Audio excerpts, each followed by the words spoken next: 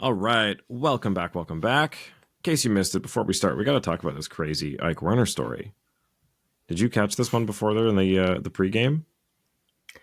I didn't see it during the pregame. I had seen it pop up on my phone earlier today. It was a little bit of a crazy day, so I never read the article, but you were talking about it, and then they talked about it later on in the game.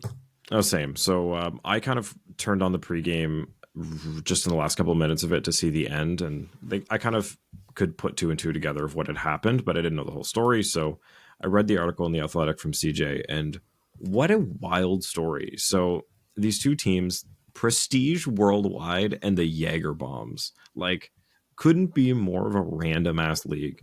These guys are playing on one of the rinks at, I guess, the Leafs practice arena. Can you just rent this? Is this a thing? I've never looked into it, but I think you could rent the MasterCard Center.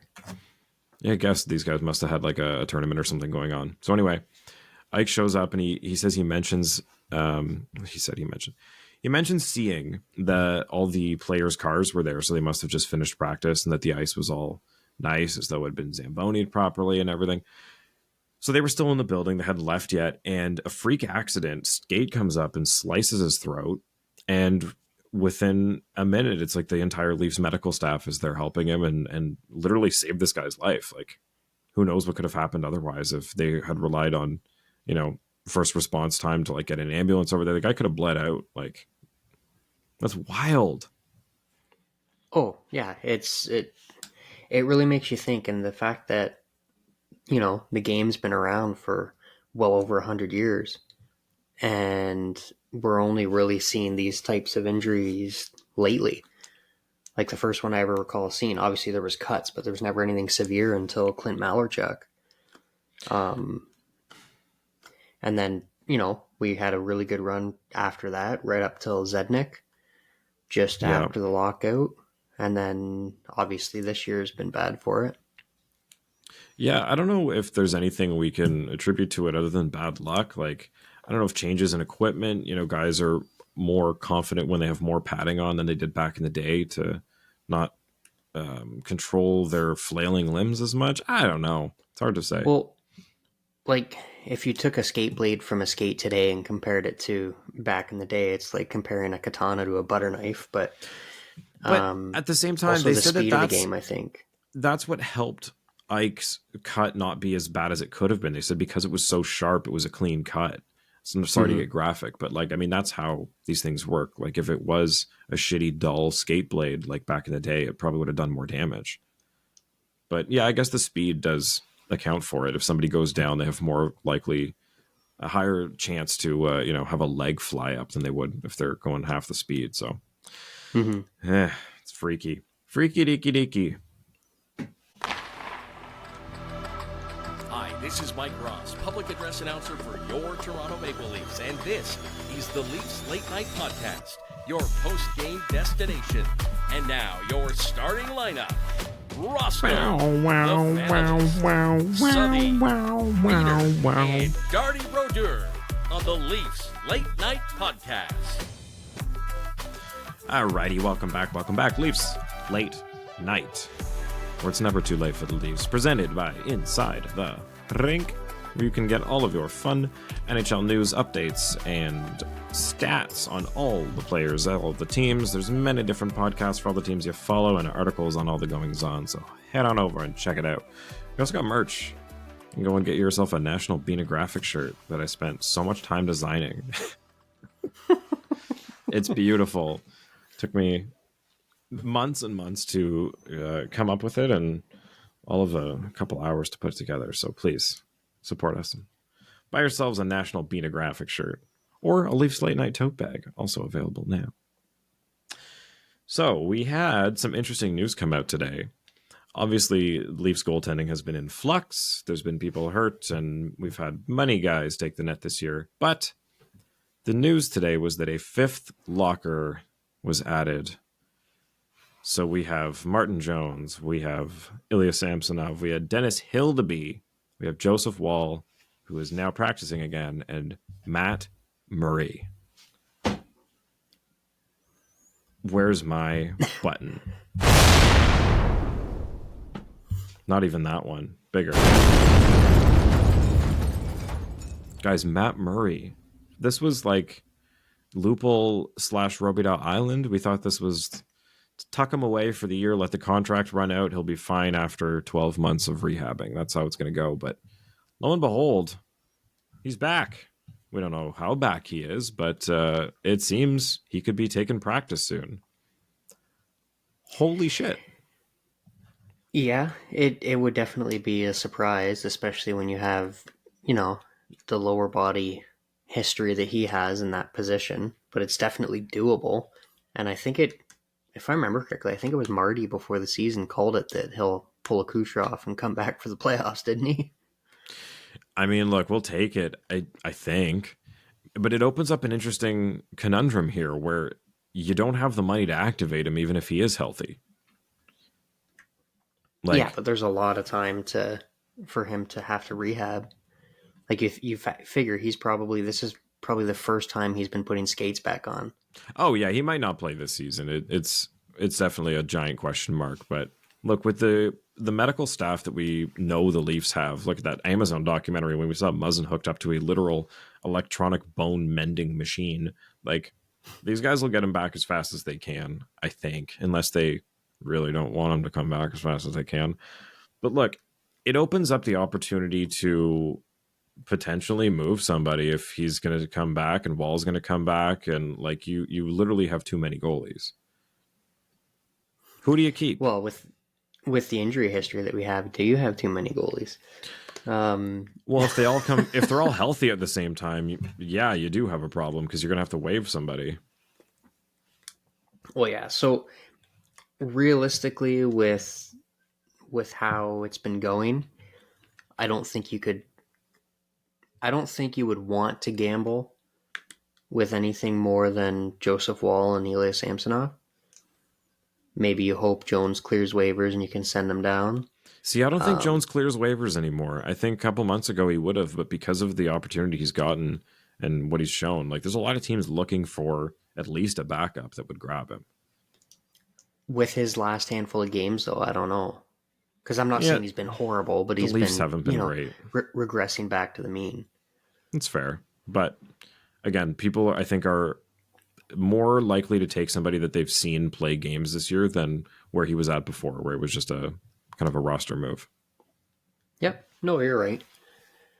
Kyle Dubas might want his revenge, If Trey Living has balls of steel, he might try and trade Sammy and activate Murray or something crazy like that. But I think that would be a crazy gamble. I would love the story for Murray to be able to come back and, potentially play really well for us in the playoffs if something happened, but you can't be expecting that.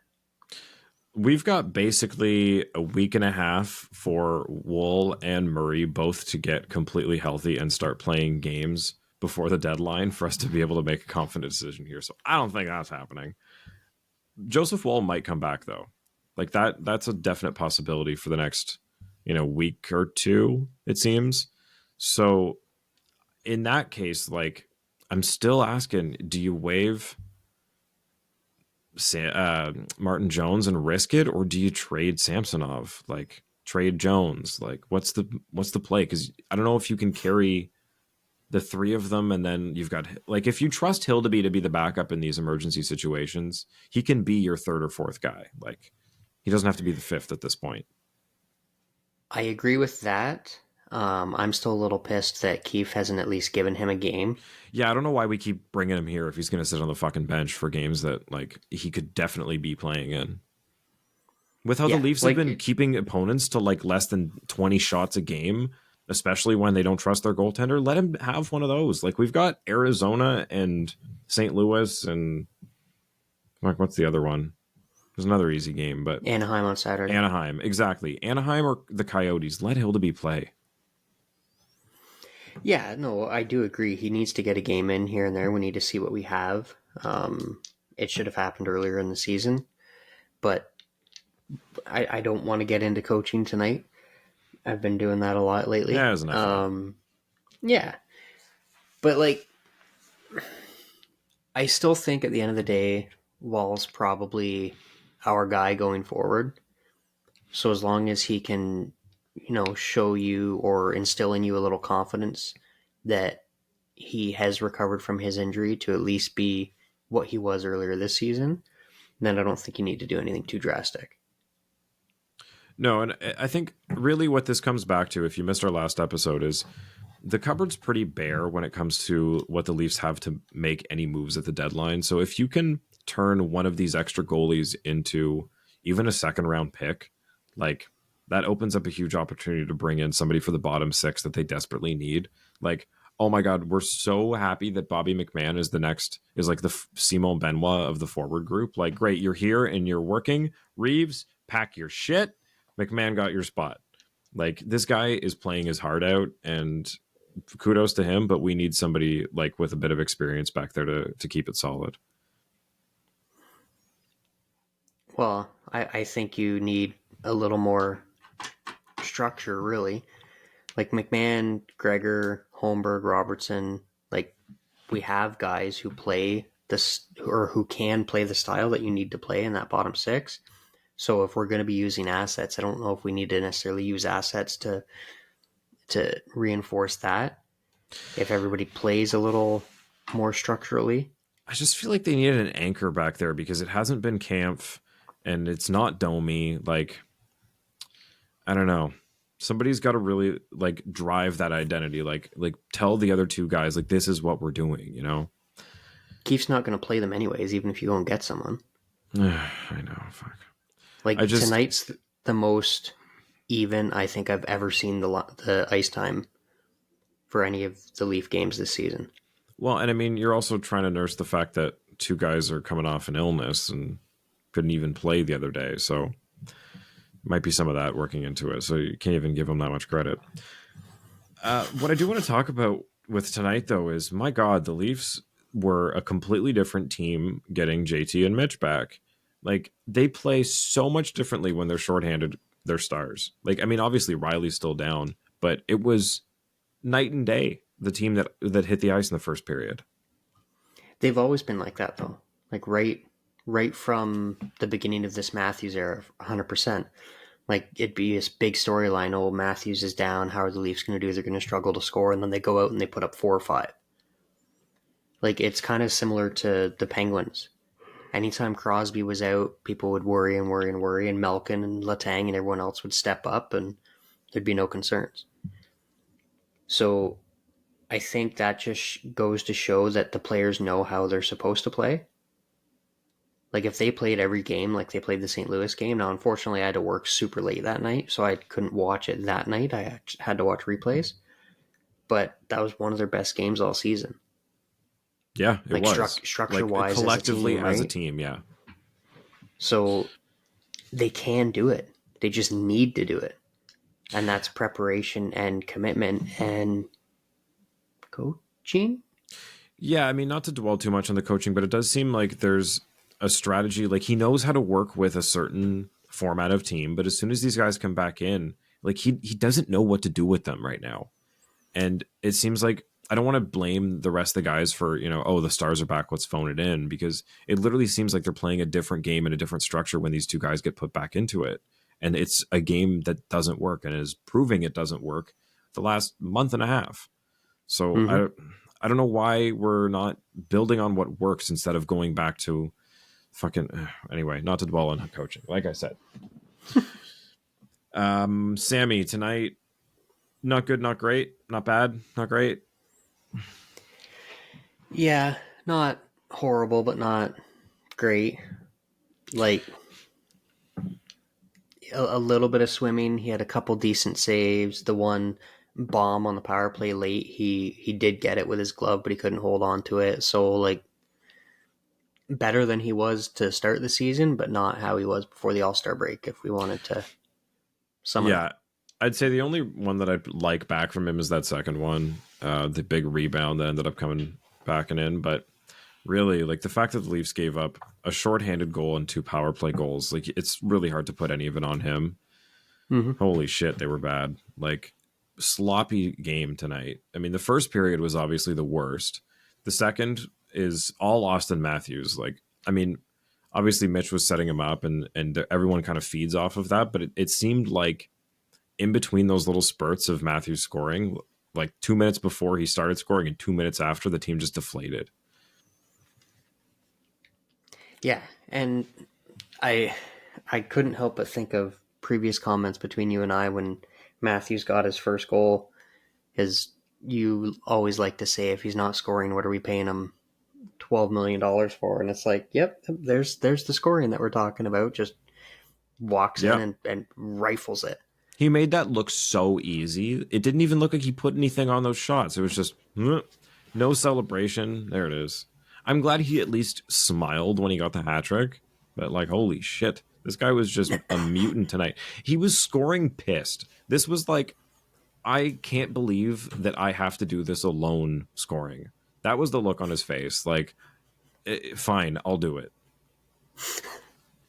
You're not wrong. And then they got a little cute trying to find him for the fourth goal. That was, oh my God, Mitch, come on. Don't make a 6-inch pass. Like, you made it all the way there. Just take the shot. Fuck. He already has the hat trick. What are you doing? I could get it if it was like he's going for the double hat trick or like Sittler's point record or something like that. But it's for just a 4 goal in a game against Philly in February. Like, don't do this. Yeah. No, exactly. But some sloppy penalties. I mean, in the offensive zone, like, what is Bertuzzi doing? Gio with the embellishment there. I do want to get to that, but like just some bad penalties. And they got away with murder before too. Like, there were 2 missed high sticks that they showed replays of. Like, oh my God. Yeah, I don't blame anything on the officiating. Definitely not for this game. It was bad play and bad structure by the Leafs that allowed the comeback. But like Gregor's penalty, okay, yeah, he shouldn't have done it, but Sanheim probably could have got brought. Yeah, that kind of situation, you take both of them or you take neither of them. Yeah, Philly's really embracing the Broad Street Bullies again this year. Holy. Like, that fight, Torts Benoit, is the coach. Like, I know. But that thing with Benoit, I don't understand how it's not an instigator. Like, if you hit a guy and another guy comes in and shoves you into the boards, you can't go anywhere, and then he starts hitting you. Like, is that not an instigator penalty? Deloria got the instigator. Not on the did he? Mm-hmm. Oh, okay. Then I missed that. I thought that one without one. Yeah, no, he definitely got the instigator for that one. Okay, good. The other one, the embellishment on Gio.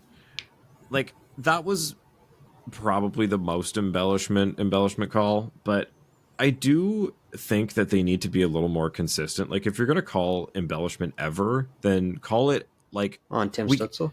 We can't say people are good at drawing penalties. We can't use the term drawing a penalty if there's also a penalty for embellishment. Like, if someone taps your foot and you fall down and they get called for tripping, like, you're telling me that guy couldn't have stayed on his feet if he wanted to? If he really wanted to keep going? No, he went down because he drew a penalty, because that's how hockey is played. That's what we call drawing a penalty. Well, yes and no. There's definitely people who are better at it. Like Tim Stutzel, for example, he is a notorious diver to the point that he's got a reputation for it now.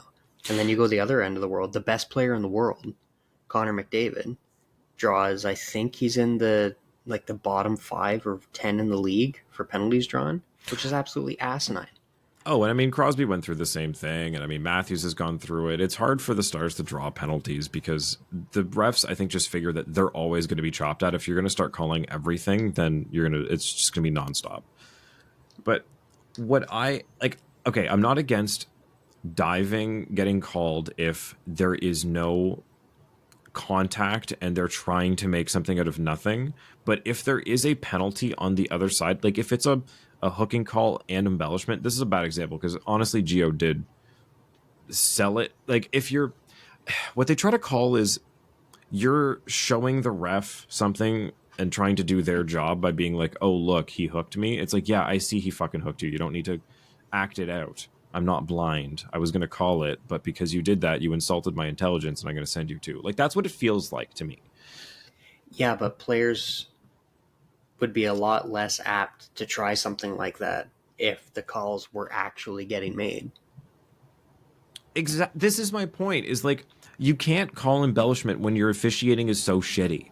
Like, it's so inconsistent, and like, not even, like, Department of Player Safety aside, like, just in-game reffing calls. Like, we saw, like I said, 2 high sticks missed, and then they're going to call embellishment on this. It's like, you have missed things in this game. I need to make sure that you saw this happened. Fucking sue me. Like, I just... It's in theory and on paper, it makes sense, but in the context of how this game is actually officiated, it's almost impossible to call it accurately. Well, especially with the speed of it. Yeah, and it comes back to all of it or none of it. Like, you know, it's same with like this offside review thing. Like, review all of them or none of them. You know, the Matt Duchene thing needs to just be an outlier at this point. Like, I'm so done with this. It should be an outlier, but it also never should have happened in the first place. Oh my god. Just put a tracker in the puck. I'm done with wasting time. Like, it's so frustrating. Anyway, they have trackers in the puck, but they can't start using them accurately, because then they wouldn't be able to call goals back against the Leafs when it fits their narrative. Against the Lightning, against the Panthers, like it's happened to us. Yeah, that one that Morgan Riley definitely scored. Yeah. Anyway, I digress. Need to breathe. Breathe. I'm feeling pretty good. Pretty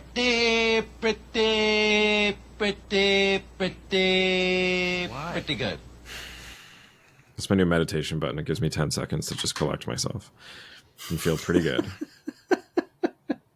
That's what I'm going to use that for. That wasn't what it used to be for.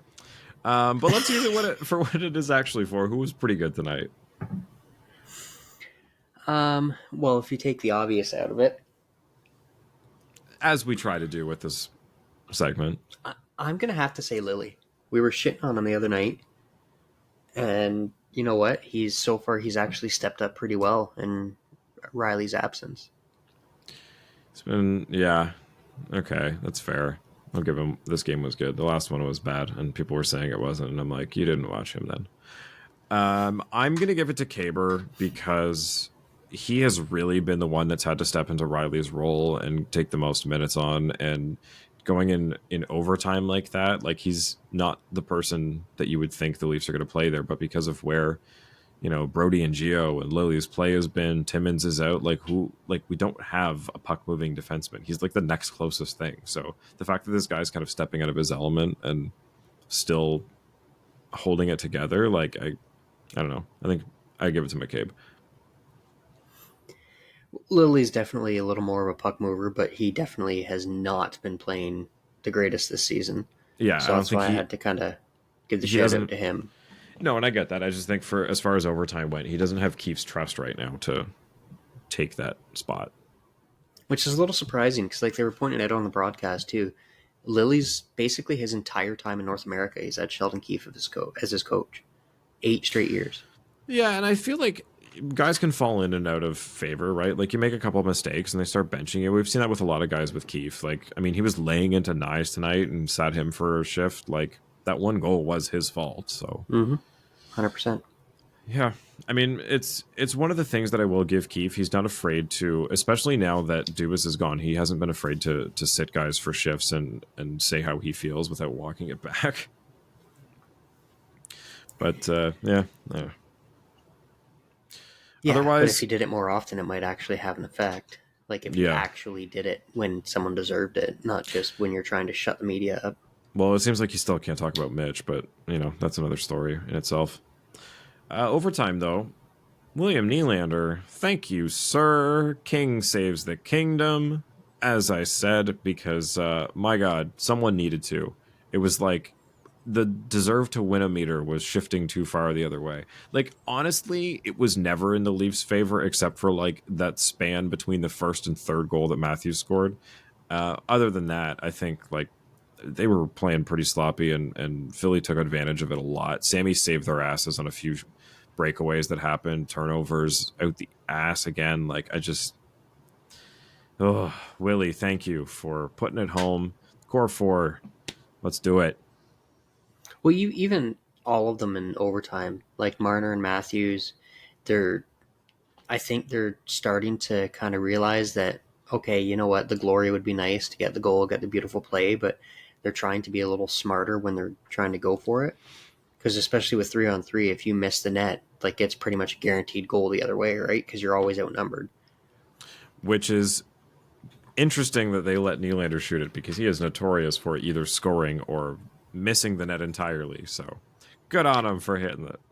Yeah, but he also had nobody on him. No, but that never matters. You kidding me? Like, if that was the case, soccer would have every ball go in the net all the time.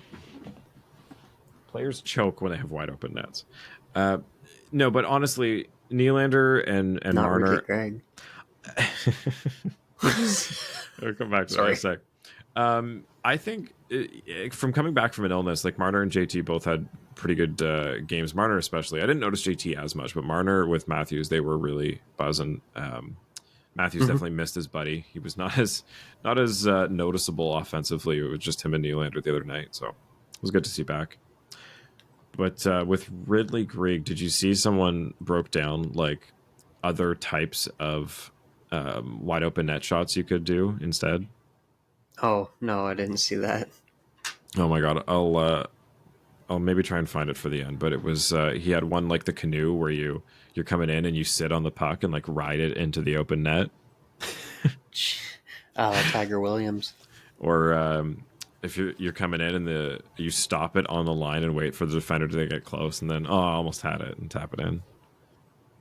Just like every one of them I'm watching, I'm like, these are all going to get you jumped in an alley after the game. Oh, definitely. Speaking of, did you hear Torts' comments on it? No, I didn't. Okay, so they asked Torts about the situation, which is interesting because I thought, it's already Thursday. I don't know why we're asking what John Tortorella thinks of this from Saturday, but whose side do you think he's on? From what I've seen in the past of Torts, I think he would probably be on Riley's side. Like, you don't do that type of thing. You would be correct. And his stance was basically that, without naming names, but everyone in the comments is like, wow, that was very obviously against one of the two. He goes on to say that a lot of the young guys are moving up the ladder too quickly and thinking that they deserve more respect than they have, and they're surrounding themselves with entourages that are hyping them up too much and making them think that they're bigger than they are, and guys think that they're stars before they actually have anything to prove it. And I'm like, holy shit, this dude is ripping Ridley Greig a new one.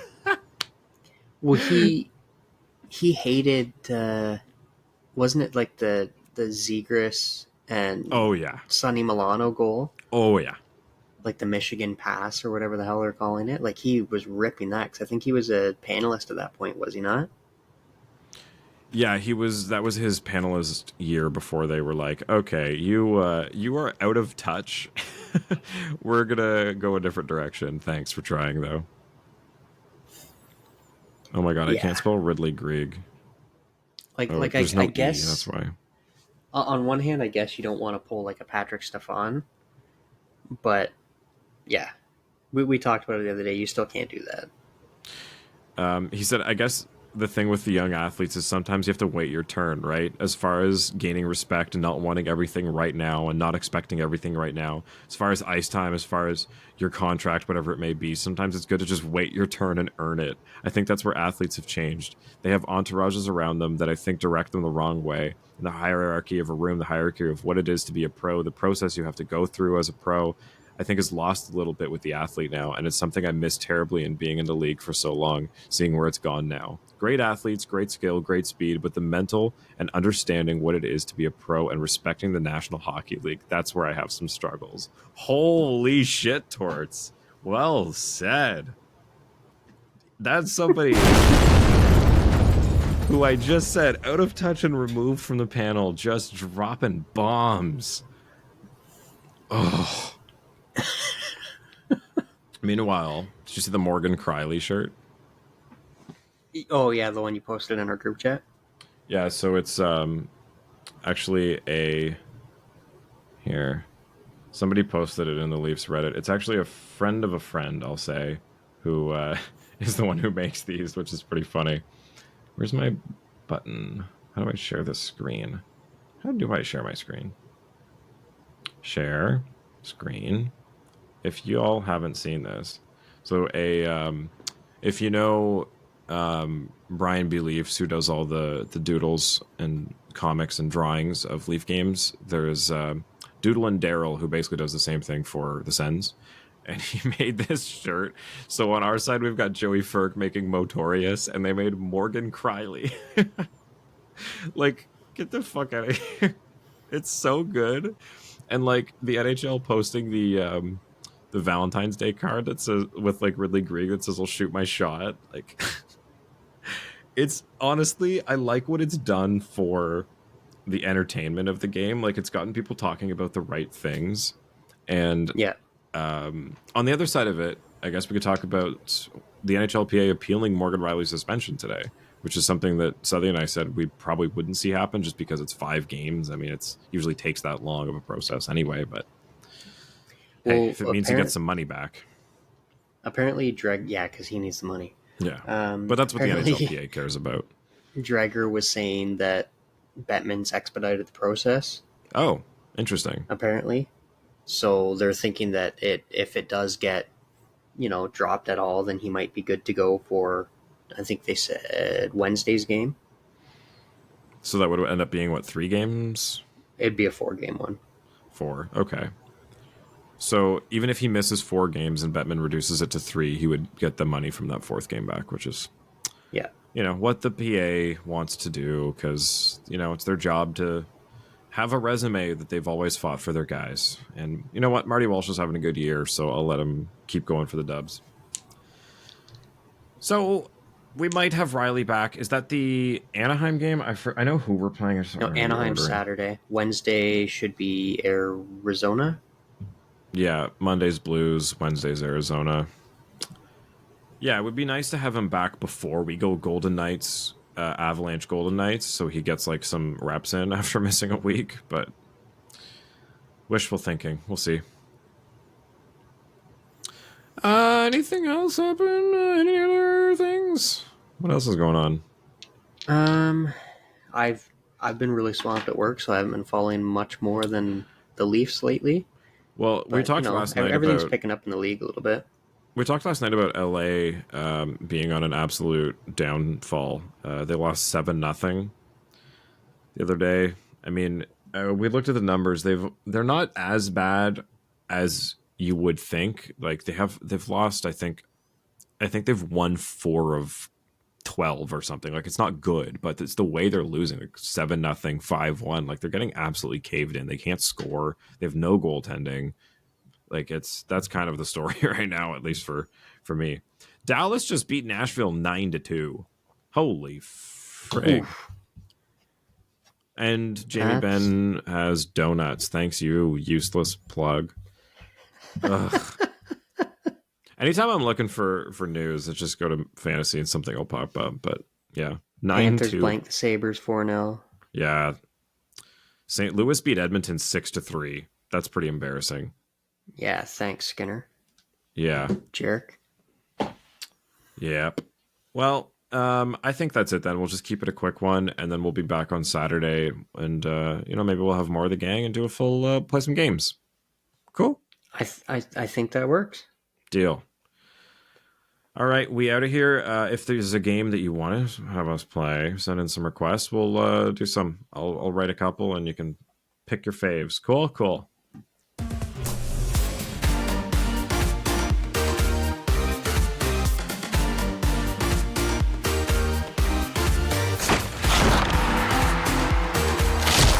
Follow us on Twitter and Instagram at Leafs Late Night, your And TikTok. night of post-game podcast. Available after every game on YouTube, Spotify, Apple Podcasts, Audible, and more. Man, TikTok is crazy. I'm just ending on this. Okay, algorithm-wise, I have for our show, our Instagram is at 500 and something followers. I posted a reel. It got 6 plays. Okay. In that same amount of time, I posted that same thing to TikTok where we have 6 followers and it got 1,200 plays in that same 5-minute span. I do not understand that fucking algorithm on TikTok. It is nuts.